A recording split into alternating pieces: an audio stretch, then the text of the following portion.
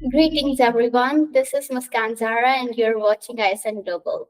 Today, I welcome you all to this guest speaker session. We have a very special guest today, Professor Ife Williams, and I would like to introduce herself. She is a political scientist and Africologist who studies historical and contemporary experiences of Africans and the people of African descendants around the globe. She received her PhD in political science and from the Clark Atlanta University in 1988, and she currently teaches at Delaware Community College. She is a three-time Fulbright awardee, and she got the Community College Faculty Fellowship. And her work combines political analysis, research on Africological perspective, and how the structure of power combines with the racial justice in modern societies.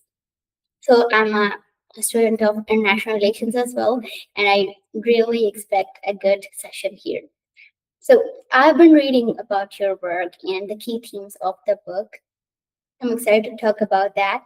So basically, today's session is based on her book Police Brutality, a Philadelphia Story, which was published in 2023, where she examines the roots of police violence in Philadelphia and why these efforts at reforms have been struggled creating a lasting institutional change. So before I begin, why you chose Philadelphia actually for this case? Uh, Hello.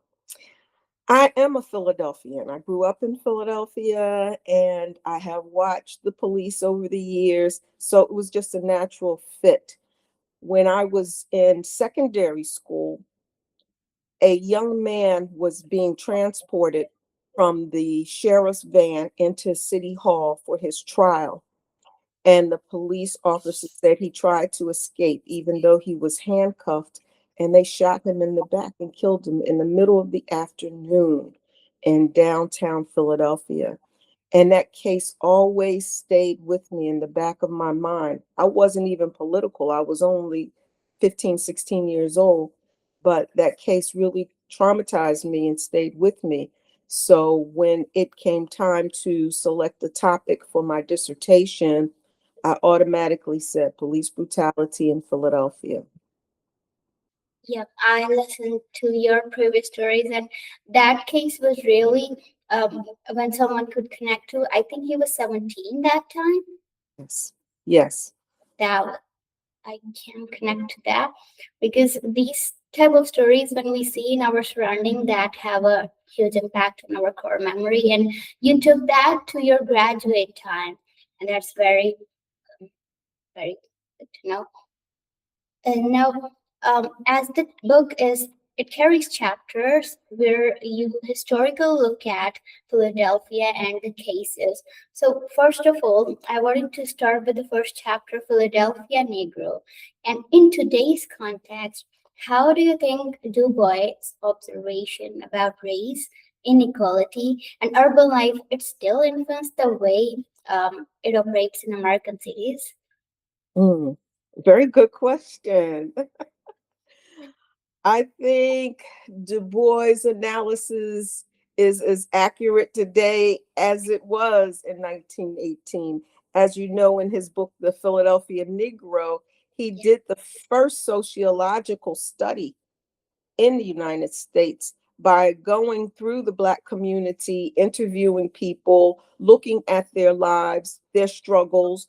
And I believe if he went today, he would see the same thing. The housing is a little better, but we still have very little affordable housing. We still have this relationship with the police that is not very friendly. Our poverty level is very high. Philadelphia is the fifth largest city in the United States, and we have one of the highest poverty rates. Up of 65% of Black Philadelphians go to bed hungry. You know, so yes, his analysis would be be accurate in this present moment. Yeah, and even Philadelphia was one of the few states where American reforms had started. Am I right? Yes. Okay, thank you so much. Now, In your book about the Frank Rizzo era, when you discussed the tension between police and Black communities, looking at the present moment, do you see a similar dynamics in how institutions respond to criticism, or even when you talk about reforms, do they uh, respond the same as in the Frank Rizzo era? Hmm. Well, it's a different story now in the Frank Rizzo era. I kind of want to step back a little bit. You had asked about the city being one of the first with reform efforts, and I think this is a key point.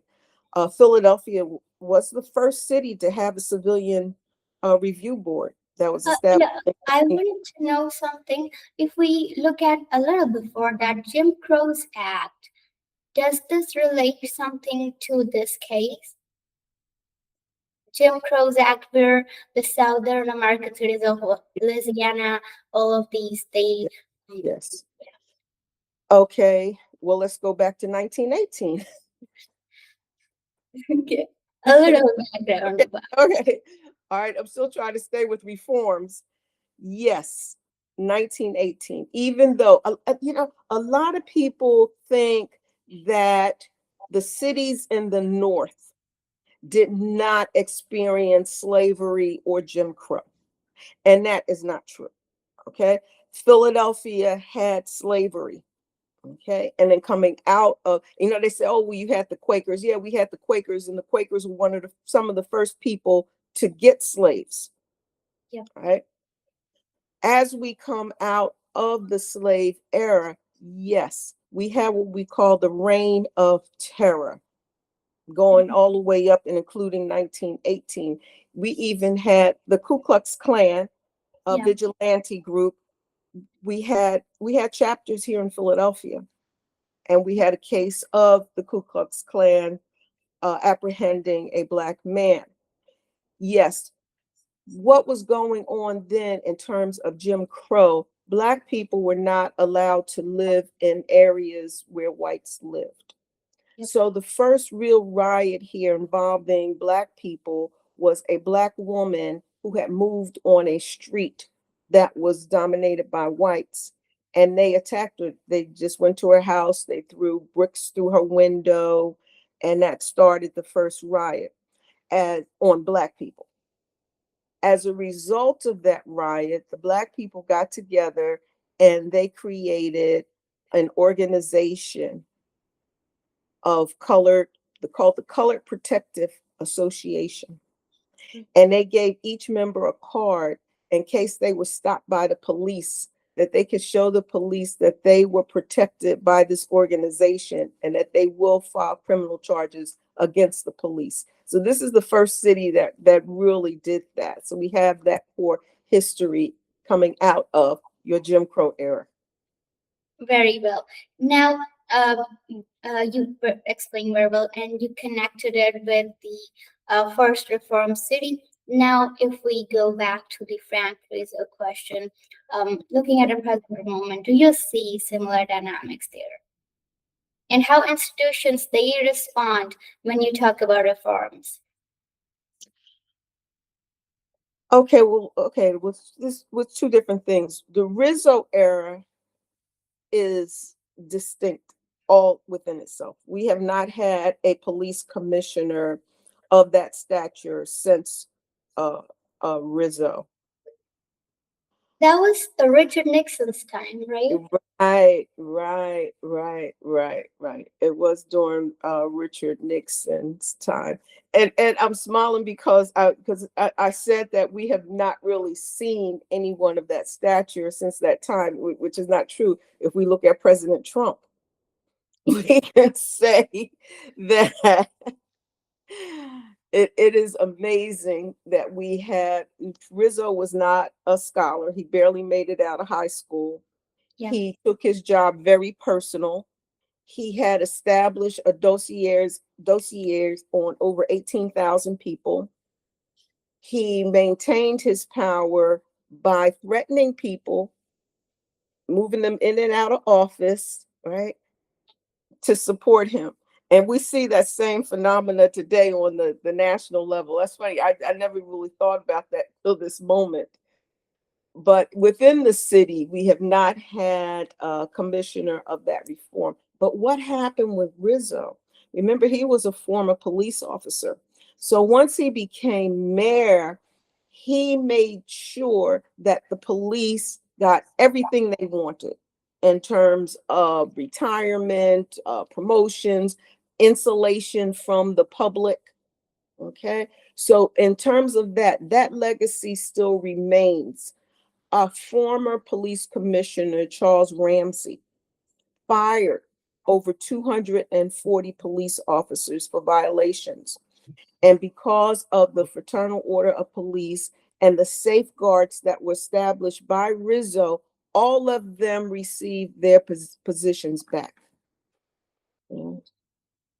In terms of reform today, yes, the city has put in place some reforms, the very obvious things, like filing a complaint against the police. They have made it more transparent, especially now in the computer age. You can go online and do that.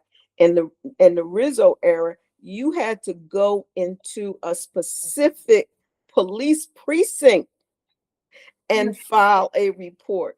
And whoever was on the desk, that position rotated. So the officer who may have abused you may have been on the desk that day that you filed. So of course That's people more. Yeah. people Yeah. did file. Do you think that have changed significantly after technology? Like people, they can get accountable more than ever before. Is Oh that yeah, the yes, technology. Well, it is also how you use technology. Yes, you can go online now and file a complaint against a police officer. However, you think, we're in 2026. We do not, as a nation, have a database for the police officers. A police officer can commit a homicide here in Philadelphia and move to Minnesota and get another job as a police officer. All right. And even today, we do not have mandatory reporting of all our police institutions.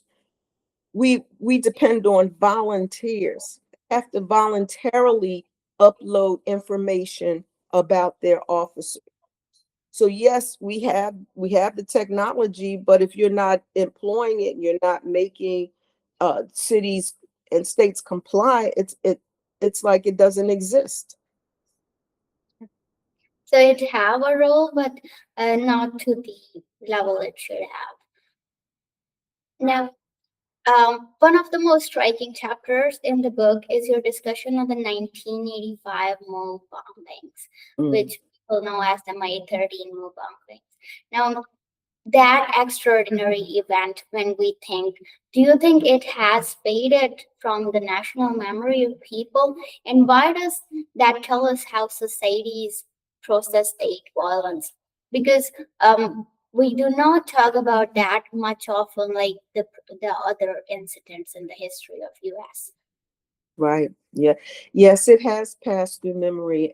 And it's really amazing, uh young people in that grew up in this area. If they were born in the 80s, they know nothing about it. Yep. Nothing. Right. And actually, and this is also interesting. This was only the second aerial bombing in the history of the United States, where you had a what they called a entry device, i.e., bomb, to come from a helicopter. The first one was in 1921 in Tulsa, Oklahoma, on a Black community.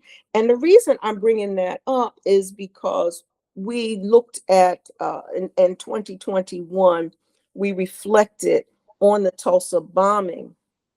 And the majority of people in Oklahoma knew nothing. They didn't know anything about it. And they were really upset. People said, look, I grew up in Oklahoma. I went through the public school system. I've never heard of this. They right? remove these things from the books, I think. They removed them, and they don't emphasize. And so this is what we're going through now in Philadelphia. You can remove, or you can present it in such a way that it is minimized, you see, so people will not know. And if you do not bring it to their attention, then they don't know.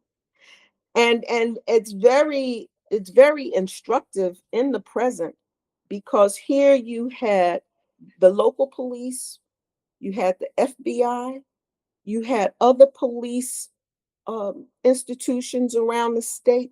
The state police, they all coalesced on the city, right? And that was never questioned to this moment. It was never questioned. So yes, in the future we can do the same thing. Well, we almost saw the same thing during Black Lives Matter.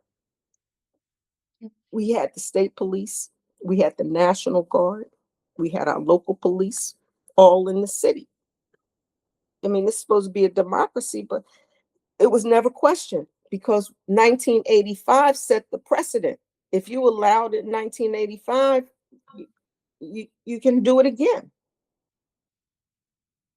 I think that should have taken to the level of like we consider the attacks of 2018 election to the Capitol Hill. Yeah, that was that level of thing according to Philadelphia, but it's not being considered now. Thank you so much. Of now, in your chapter on Mamia Abu Jamal, Mm. you examines the connection between policing and the justice system and how media work. How do you think those relationships shape the public understanding of controversial cases like that that involves police violence today? Very good question. So you read the book. I overthrew it like Thank you. Well, yes, the media plays a major role. I was just thinking about this last night. I was surfing, trying to find something to watch. And it's like every other show is about the police. We call that propaganda, yeah, that's right? yeah. And they're pushing this myth of the split second reaction. Mhm. They show the police, they go into a hostile situation and they have to act quickly. You know, they don't think it through. They don't look for a warrant. They don't collaborate with anybody else. They just move in, right? And this is to get the dangerous felon. This is what they have to do. And all that's unconstitutional. Yes. Unconstitutional. But this is what they're pushing. So yes, it is affecting the way people think and look at the police. So when we have a case where a police officer is brought on trial, this is what people have in their mind, what the police have to do. They have to protect themselves from these situations, and this is why they did this. And they should actually be congratulated. With the Move case, what I looked at, my major thesis was, Mhm. what redress do we have against police abuse? You know, we didn't really need to prove that police brutality exists. We know that. That's a given. But what recourse do we have? So I looked at the Move case, because when the police went in to get them in 1978, one of the members had surrendered with his arms up, no shirt on, and three police officers attacked him. And it was caught on camera. Everybody saw it. It took over a year, but the three police officers were finally brought in, right? And again, here you go with the media. They said, well, because of media exposure, everybody saw it. They had to they brought in an all-white jury from Dauphin County for that case. But again, the police officers got on a stand. This is what they do. They cried. They said they were upset. They didn't know. They thought their lives were in danger. And the judge stopped the trial and congratulated the police on their courage and honor. So this is what we're getting through this propaganda type of media. So no, you should not be prosecute these police because they're just doing their job. They're protecting. They're putting their life on the line. Mm-hmm. Yeah. And that's this idea that people believe in them as heroic figures and allow them everything that they are doing. The recent protests in Minnesota, it spread out across the YouTube and Instagram all over the world. And do you think in Minnesota this has always been the situation as in Philadelphia? Mm. Get, explain a little bit where you're going with this question. Yeah, in Minnesota, people we saw huge protests, and in in previous years they have been protesting for their rights, how they Right. brutally killed that woman. And so, do you think there and in the Philadelphia there's a similar situation on when people talk about reforms? Right. Well, yeah, I mean, it's global. Still, yeah. It's global. And what we've seen in the past 2 decades are the rise of these very conservative governments. And even some authors would say that they reflect even fascist situations where you have certain people in power that have control over a large part of the money. And what they try to do is to maintain order. Okay. And in trying to maintain order, it's ironic, you become lawless. We're not talking about conforming to law. We're not trying to get people to conform to law. We're just trying to keep law and order. We want to keep the lid on. We want to keep people quiet, right? And so when the police act in the extreme, especially with propaganda and other forces in control of the media, yes, these actions are validated and justified. Mm-hmm. Okay, now if we move towards the struggle of Philadelphia to change the deeper institution structure of policing, and we look at the most current situation in the US, including the ICE, what they are doing about immigration policies, because that is something we can connect this case to. Do you see a similar challenge when it comes to accountability? Yes, yes, yes. Good.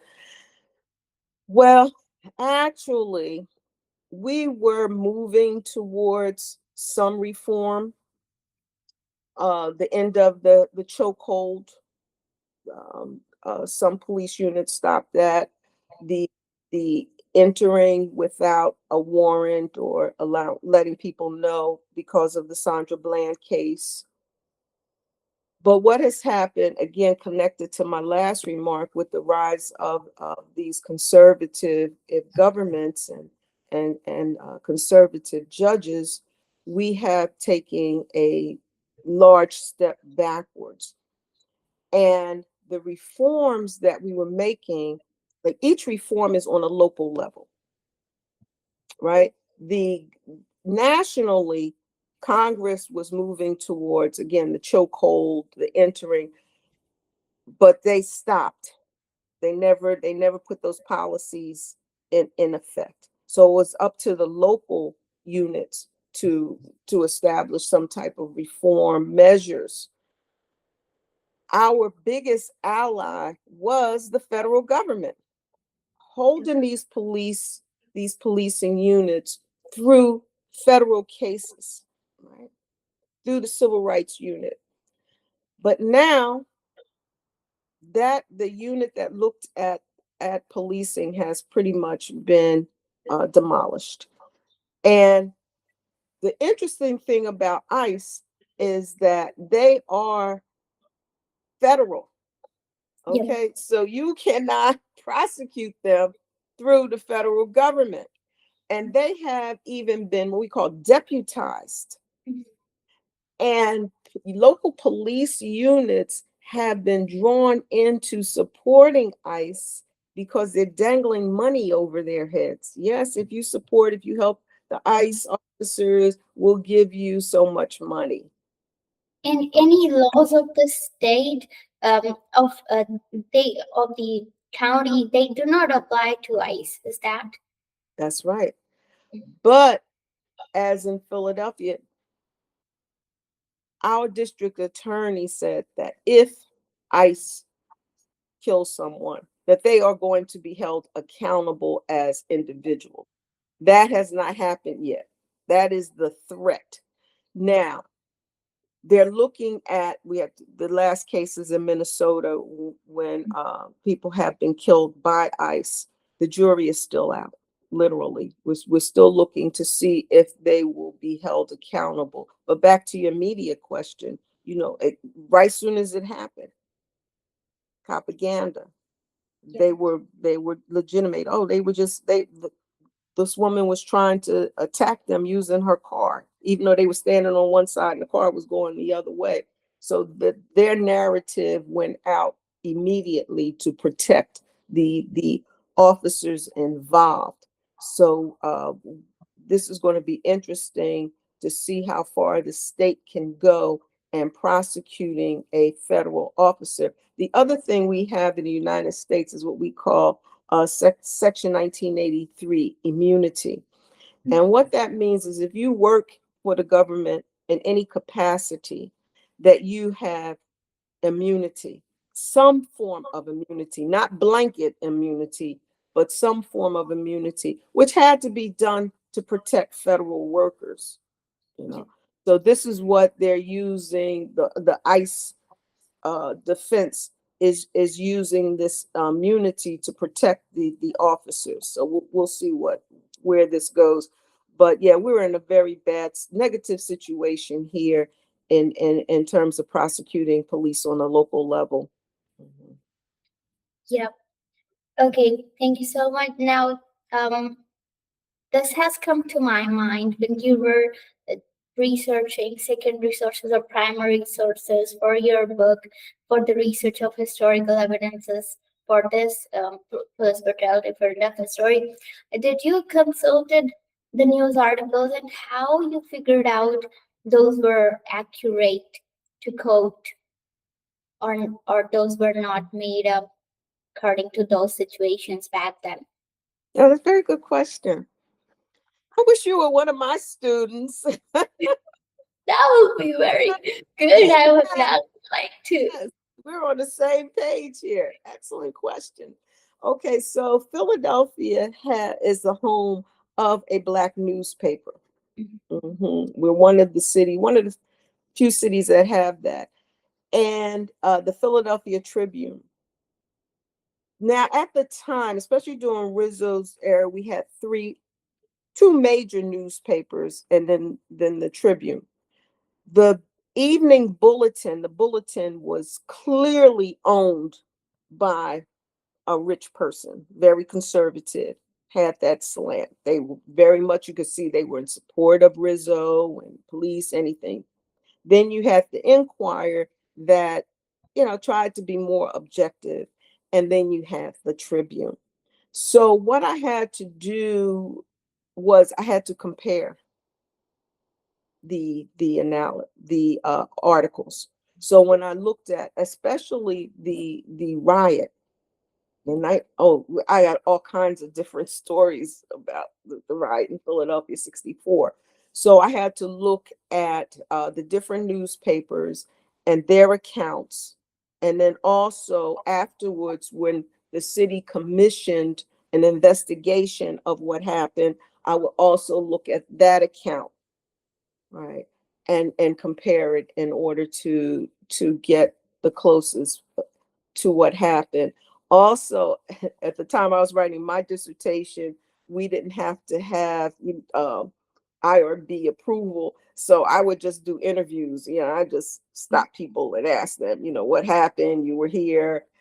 and I would use some of what people told me in order to shape the accounts. Yeah.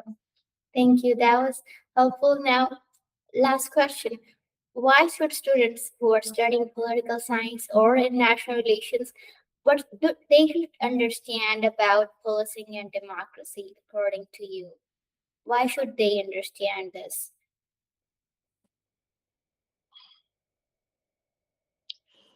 Well, political science as a discipline has changed over time. We are undergoing, as political scientists, a crisis, really a global crisis, in terms of defining what a democracy is. That's And this is where it really becomes pivotal to understand the role of the police as we examine this. I think when I started at undergrad 100 years ago as a political science major, the definition, of course, of democracy rested on freedom of speech, freedom of assembly, these type of ideas, freedom of press. Today, that has changed. A democracy today is not a thing, it's a process. And the way democratic societies are assessed is if they have in place structures, right, to examine or analyze something that is undemocratic. So if you, for example, if you have a court system in your government where you can bring charges against somebody and go into court, then it is known as a democracy. Now you may lose the case, Yeah. right? But because that structure is there, makes it a democracy. And going back as we're moving into, well, we're actually into this present stage of totalitarian fascist governments, fascist regimes, United States included, around the world, it's important to look at the role of the police and how they're being used, right, to again to maintain order and are again, what question asked in the 60s, aren't the police supposed to protect us? Yeah. That was their job, right? That was their motto, to serve and protect. Now what are they doing? They have been turned against us and they're protecting the status quo. And so we can use the police and our assessment and examination of what a democracy ought to look like. Right? It's like they said, a canary in the coal mine. They when they were digging for coal, they wanted to know if there was some air, and they would send a canary bird in, and if they could hear it sing, that means there was some air in it. The police, they're our canaries now. We can look at their action and assess what governments are and are not doing. Yeah. Again, as political scientists, when I started out, actually up until a couple of decades ago, we used to look at comparative government. We looked at types of regimes, and that's what we compared. Mhm. That's out the window. Yeah, I think that's totally shifted how in China they have a stable system, accountability and everything, and that's something socialism, communism we've been criticizing in our books and studies, and how we can see they have a stable system, and where democracy that is questionable. That's so one good thought you want to end the session on. Oh, well, things do look bleak at the present moment, and when we look at the world, what's going on. But one organization I really like, well, a couple of them, where I see young people working, like the environment, holding governments accountable, and doing this work It's very important. We have to keep in our minds that another world is possible, that we do not have to be here in this moment. And secondly, we don't need everybody. If we look back at mass movements, it hasn't been the total masses. Usually it's a small group that leads the charge. Yeah. And so we have to keep in mind what we can do. Oh, the group is the World Social Forum. I love them. The World Social Forum is a group of young people from all over the world, and they bring their issues together. They meet, they used to meet yearly, and uh, and they question the government's question where they are because they believe another world is possible. So we just can't give up. I know a lot of people, the young people, are getting depressed. What should we do? This is terrible. Talk to my niece. She's in her 20s, and she's like, the world is terrible. Well, we look throughout history. It's always been challenging. Yeah. It's always been challenging, and then something happens, and we go. So we have to keep in mind, yes, another world is possible. We need to study where we are and come up with strategies to get to the next place. Yeah. Thank you. And thank you very much for the time you have took out for this session. It was indeed thought provoking, and I hope everyone will like it. And I wish you a wonderful and peaceful weekend ahead with your family. Thank you so much. Thank you very much. I really enjoyed this interview. This has been one of the most challenging ones I've had. Yeah, I That's an really. appreciation, and you will like to know that was the very first time me interviewing an American professor, and I like it. Thank you. I thank you again for getting in touch with me and having me participate. Thank you so much. Have a good day. Bye. Bye bye.